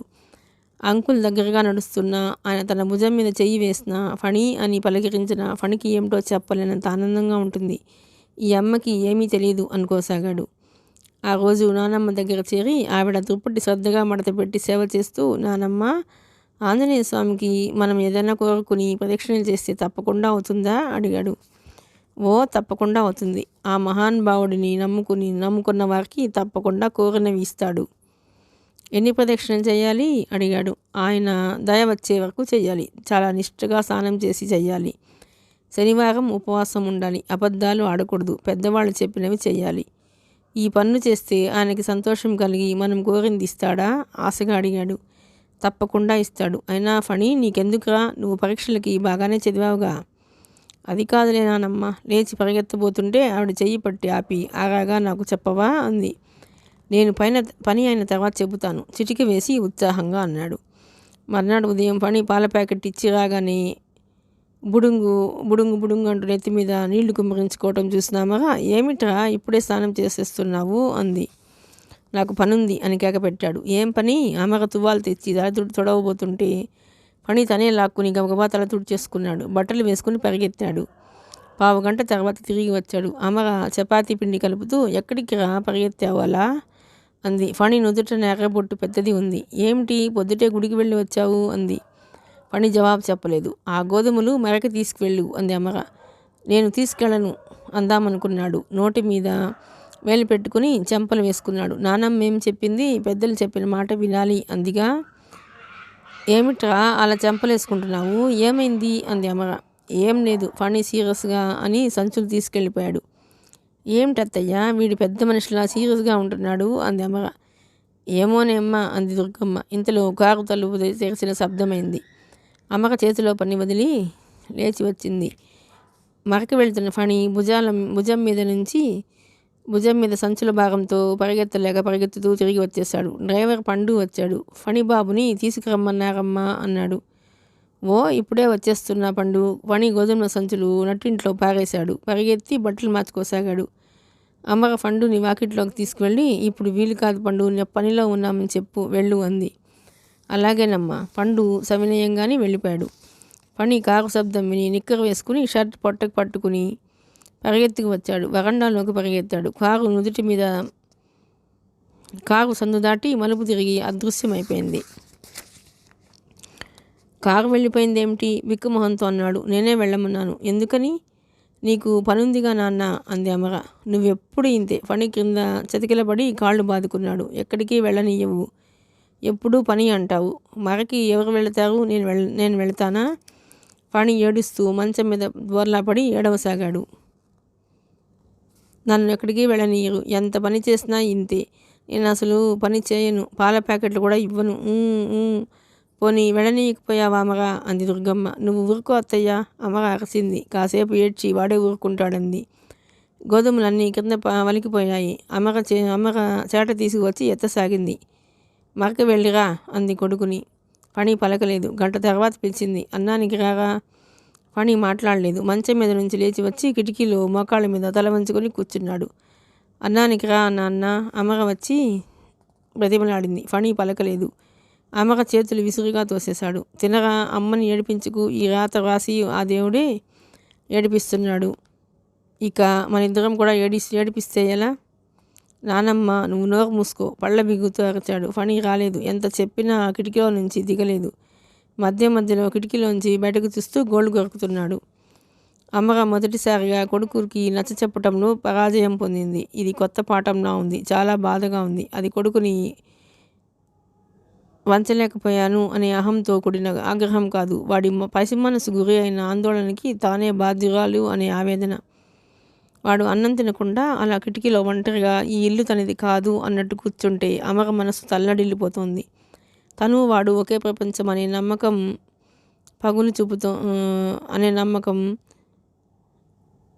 పగులు చూపుతోందా అనే వెరపు, భయాందోళనలు ముప్పిరి కొనసాగినాయి. మరీ బ్రతిమలాడితే నెత్తిన ఎక్కుతాడేమో, అలుసు తీసుకుంటాడేమోననే జంకు. సాయంత్రం అయింది. పక్కింట్లోంచి గడియారం 5 గంటలు కొట్టింది. ఇది వినగానే ఫణి కిటికీలో నుంచి ఒక్కసారిగా ఉరికినట్టు దిగాడు. పెరట్లోకి వెళ్ళి చెంబుతో ఎత్తి తల మీద నీళ్లు పోసేసుకున్నాడు. తల తుడుచుకొని బట్టలు మార్చుకుని వీధిలోకి పరిగెత్తాడు. ఎక్కడికి రా? అమర కేక పెట్టింది. ఫణి సమాధానం చెప్పలేదు. ఎక్కడికి అలా పరిగెత్తాడు వీడు? ఈ స్నానాలేమిటి? అంది అమర అర్థం కానట్టు. ఏమిటోనే, వాడు దేనికో ఏమో ఆంజనేయ స్వామి గుడికి వెళ్ళి ప్రదక్షిణాలు చేసుకుంటున్నాడు అంది దుర్గమ్మ. ఆ రాత్రి అమర ఫణిని బలవంతంగా మాట్లాడించి చక్కలి గింతలు పెట్టి నవ్వించి మొత్తానికి కోపం ఎలాగైతేనేం పోగొట్టింది. అన్నం కలిపి తీసుకొచ్చి తినిపించింది. ఫణి కిటికీలో కూర్చునే తిన్నాడు. నువ్వు గుడికి వెళ్ళి ప్రదక్షిణాలు దేనికోసం చేస్తున్నావురా అంది. ఫణి ముఖం సీరియస్గా అయింది. మాట్లాడలేదు. చెప్పు నాన్న అంది. చెప్పను అన్నాడు. చెప్పవు? ఎందుకని? నాకు తెలుసు నువ్వు గుడికి వెళ్ళనీయవు, మానేయమని అంటావు. అసలు అననులే, చెప్పు. ఫణి చెప్పటానికి ఉత్సాహంగా పెదవిప్పబోయాడు. అంతలోనే ఆగిపోయాడు. చెప్పను అన్నాడు. అమర ఎంత అడిగినా చెప్పించలేకపోయింది. ఫణి తన దగ్గర దాపరికమైన ఆలోచన చేయటం కూడా ఇదే ప్రథమము. పోన్లే, వాడు పెద్దవాడవుతున్నాడు. వాడి స్వతంత్రం వాడికి ఉండాలి. నేను ఇక బలవంతం పెట్టినా చెప్పకపోతే నా ఓటమి వాడికి అర్థమైపోతుంది. అది అస్సలు బాగుండదు అనుకుంది అమర. 4 రోజుల తర్వాత రాత్రి 8 గంటల వేళ అమర ఫణి భోజనం చేసి లేచారు. దుర్గమ్మ ముందే చేసి మందు వేసుకుంటోంది. ఇంటి ముందు కారు ఆగింది. సుజాత, రాజా లోపలికి వచ్చారు. రా సుజా, ఎలా ఉన్నావు? అమర ఆహ్వానిస్తూ ఆదరంగా అంది. నీ మీద చాలా కోపంగా ఉన్నాను, సుజా బుంగమూతితో అంది. నా మీదనా? ఎందుకు? ఎన్ని రోజులైంది? ఒక్కసారైనా కనీసం ఫోన్ చేసైనా నేను ఎలా ఉన్నానో కనుక్కున్నావా నువ్వు? అత్తగారు చూడండి, మీ కోడలు నా ఫ్రెండ్ అంటారు మీరు అంది ఫిర్యాదు చేస్తున్నట్లుగా. అయ్యో, నిన్ను తలవని రోజు లేదమ్మా అంది దుర్గమ్మ. నువ్వు బాగానే ఉంటావని ధైర్యం. మీ వారు ఊరిలో లేకపోతే నా దగ్గరికి వచ్చేయమని చెప్పానుగా. అమర చిరునవ్వుతో అంది. హలో ఆంటీ అన్నాడు రాజా. హలో. అమర రాజాని దగ్గరికి తీసుకుంది. ఏం ఫణి, సెలవులుగా టైం ఎలా గడుస్తుంది నీకు? రాజా నన్ను తోచడం లేదని చంపేస్తున్నాడు. ఫణిని దగ్గరికి పిలుస్తూ అంది. ఫణి సంతోషంగా చూస్తున్నాడు. అనుకోకుండా ఒక్కసారి వాళ్ళు వచ్చేసరికి ఫణికి సంతోషంతో మాటలు రావడం లేదు. సుజాత అమర వచ్చి మంచం మీద కూర్చున్నారు. మధ్యలో 2 సార్లు వద్దామని బయలుదేరాను, కానీ నువ్వు తిట్టుకుంటావేమోనని భయపడి మళ్ళీ ఆగిపోయాను అంది సుజాత. అలాంటి సందేహాలు పెట్టుకోవద్దని చెప్పానా అంది అమర. బంధువులు కూడా ఊరు నుంచి వచ్చారు. ఆ సందడి కూడా నన్ను మెసలనీయలేదు. వాళ్ళు వచ్చారంటే ఒకటే తిరుగుడు. అక్కడికి పాపం ఈయన చాలా విజిట్స్ కట్ చేస్తారు. రాజా ఫణి కిటికీ ఎక్కి కూర్చున్నారు. ఈరోజు మా డాడీని నేను క్రికెట్లో ఓడించేశాను అని చెబుతున్నాడు. మా డాడీ నాకు టేబుల్ టెన్నిస్ నేర్పుతున్నారు. ఎంతో సంతోషంగా గొప్పగా చెబుతున్నాడు. దుర్గమ్మ ఇటు సుజాత భర్త గురించి అపురూపంగా చెప్పటం, అటు రాజా తండ్రి గురించి ఆనందంగా మా డాడీ అని చెప్పటం విని నిట్టూరుస్తూ దేనికైనా అదృష్టం అనేది ఉండాలి అనుకుంది. అమరా, నేను ఒకటి అడుగుతాను, నువ్వు ఒప్పుకుంటాను అని మాట ఇవ్వు అంది చేయి చేస్తూ. ఏమిటి చెప్పు అంది అమర. మేం రాజా సెలవుల్లో ఒక వారం సరదాగా తిరగటానికి బొంబాయి వెళుతున్నాం. నువ్వు ఫణి కూడా మాతో రండి. అమర ముఖం పాలిపోయినట్లయింది. తలదించుకుంది. ఇంకేమిటి కబుర్లు చెప్పు అంది. ఇదే ముఖ్య కబురు. నువ్వు ఏ సందేహాలు లేకుండా మాతో బయలుదేరు. పిల్లలిద్దరూ సరదాగా గడుపుతారు. మనం కూడా కలిసి తిరగవచ్చు. ఈయనకి ఆ టైంలో కంపెనీ మీటింగ్స్ ఉన్నాయి. పేరుకి మనతో రావటమే తప్ప ఉదయం వెళ్ళిపోతే రాత్రి 10 గంటల వరకు కంటికే కనిపించరు. నేను కూడా సరదాగా గడిపి చాలా రోజులైంది. అమరా. ఫణి ఆసక్తిగా ఆదుర్దాగా తల్లి ముఖం వైపే చూస్తున్నాడు. రాజా ఏదో చెప్పబోతుంటే ఆగు అంటూ రాజా నోరు చేయి చాచి మూసేశాడు. నేను రాలేను సుజా అంది అమర. ఎందుకని? కారణం చెప్పు. కారణం ఏం లేదు. అత్తగారికి ఇబ్బంది అవుతుందనా? అది కొంతవరకు కారణమే. ఆ ఏర్పాట్లు నేను చూడనా అమర? అమర ఇక దాపరికం పెట్టదలుచుకోలేదు. నిర్మమాటంగా చెప్పేసింది. ఫణి వారం రోజులు ఇల్లు వదిలి రావడానికి వీలవదు సుజా. ఎందుకని? ఫణికి ఏం పనుంది? చిన్న పిల్లాడు అంది అమర కారణం సరిగ్గా చెప్పలేదని తోసేస్తూ. ఫణి తెల్లవారుజామున పాల ప్యాకెట్లు తీసుకుని ఈ బజార్లో పక్క బజార్లో ఇంటింటికి ఇస్తాడు. మాకు ఇంటి అద్దెకి సరిపడా డబ్బులు వస్తాయి. అమర అరచేతుల్లోకి చూస్తూ చెప్పేసింది. వారం రోజులు లేకపోతే అందరూ ఇబ్బంది పడతారు. వేరే వాళ్ళకి అప్పజెపితే వాళ్ళు ఇవ్వకపోతే మేము డబ్బు కట్టాల్సి వచ్చింది. ఒకసారి ఫణి కిటికీలోంచి ఉరికినట్లు దిగి తల్లి దగ్గరికి వచ్చాడు. తల్లి భుజం పట్టి కుదుపుతూ, అమ్మా పర్వాలేదమ్మా, బోసు పాల ప్యాకెట్లు ఇస్తాడమ్మా. మొన్న వాడి పేపర్లు నేను ఇవ్వలేదు. వెళదామమ్మా గడ్డం పట్టుకుని తన వైపు తిప్పుకుంటూ అడిగాడు. ఆ ముఖంలో ఆర్దింపు, ఆశ. సుజాత అవాక్కైన దానిలా చూస్తుంది. రాజా కూడా కిటికీ దిగి వచ్చి తల్లిని ఆనుకొని నిలబడ్డాడు. సుజాత ఆశ్చర్యంగా చేయి చాచి ఫణిని చేయి పట్టి దగ్గరికి తీసుకుని ఒడిలో కూర్చోబెట్టుకుంటూ, అమరా ఏమిటి ఈ పసిపిల్లాడి చేత అంత పని చేయిస్తున్నావా? నువ్వు మనిషివేనా అసలు? అంది. ఏం చెయ్యను, వాడు చిన్నవాడైనా ఈ ఇంటి పరిస్థితులకి పెద్దరికం నెత్తిన మోయాల్సి వచ్చింది. అది మా దురదృష్టం.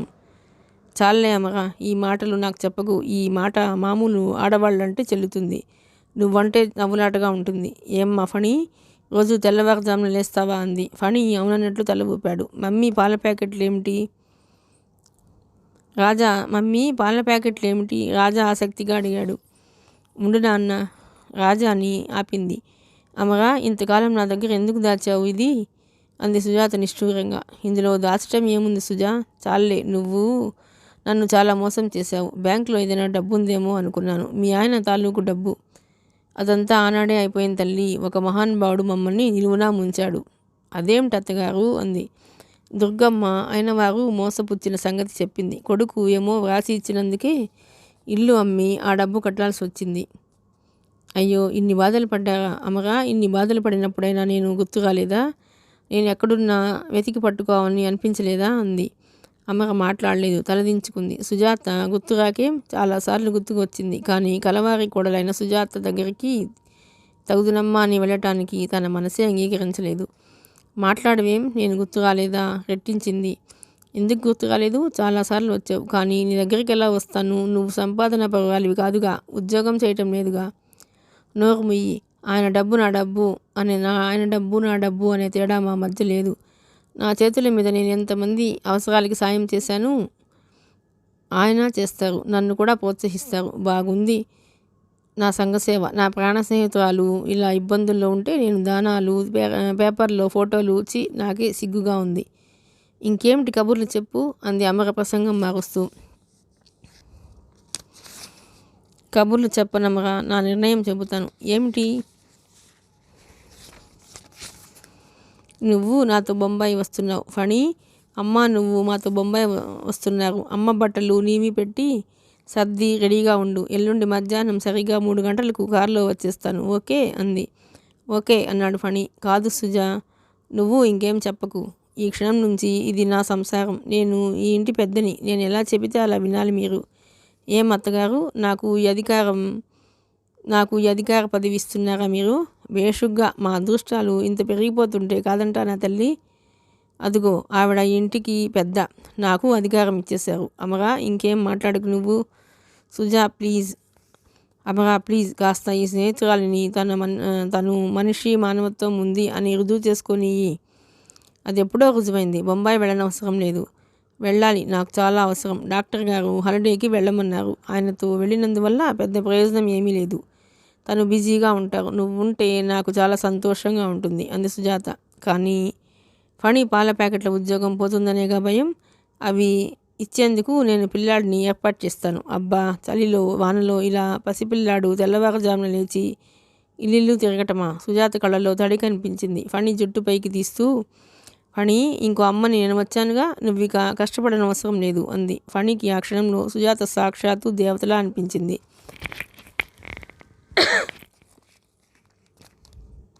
అమర ఫణి ముఖం చూసింది. ఈ ప్రయాణం కాదని మాన్పించటం తనకి ఒక విషమ పరీక్ష ఎదురు కాబోతుందని అర్థమైంది. సుజాత, రాజా వెళ్ళిపోయారు. ఫణి మన ఊరు వెళ్ళటం లేదు అంది అమర. వెళ్ళటం లేదా? ఎందుకని? ఫణి నీళ్లు కారుతున్నట్టు అడిగాడు. వెళ్ళటం లేదు అంతే కసిరినట్లుగా అంది. నువ్వు మానేయి, నేను వెళతాను. నోరు మూసుకో. ఎందుకు నన్ను నోరు మూసుకో అంటావు? నువ్వేమో ఎక్కడికి తీసుకెళ్ళవు. ఎగ్జిబిషన్కి వెళదామంటే కూడా డబ్బు లేనంటావు. మన బజార్లో నేను తప్ప అందరూ వెళ్ళి వచ్చారు. ఎప్పుడు తొట్టిలో నీళ్లు పొయ్యి, మరకి వెళ్ళిరా, ఇల్లు ఊడు అని పనులు మాత్రం బాగా చెబుతావు అంటుండగానే ఫణి కంఠం బొంగురుగా మారి నత్తి వచ్చేసి బిగిసినట్లు ఇక మాట రాలేదు. అమ్మక చప్పున కొడుకుని దగ్గరికి తీసుకుపోయింది. ఫణి అందలేదు, ఏడుస్తున్నాడు. నాకు మమ్మీ అస్సలు ఇష్టం లేదు, ఈ ఇల్లే ఇష్టం లేదు ఏడుస్తూనే ఫణి వీధిలోకి పరిగెత్తేశాడు. అమ్మగా, ఎందుకే వాడిని అలా బాధ పెడతావు? వెళ్ళి వస్తే ఏం పోయింది? పిల్లాడు సంతోషంగా ఉంటాడు. మనం అడగలేదుగా. సుజాత వచ్చి తోడు రమ్మని బలవంతం చేస్తోందయ్యే. చీకటిగా ఉంది, వెదవ ఎక్కడికి పోయాడు? ఫణి అమ్మగ బయట అరుగు మీద చూసింది. అక్కడ ఏడుస్తూ ఫణి లేడు. ఫణి చీకట్లో అమ్మగ పిలిచిన పిలుపు ప్రతిధ్వనించింది. కనిపించలేదా అంది దుర్గమ్మ లేచి గోడ పట్టుకొని వస్తూ. కనిపించలేదు, వాడే వస్తాడు అంది అమ్మగ నిబ్బరం తెచ్చుకుంటూ.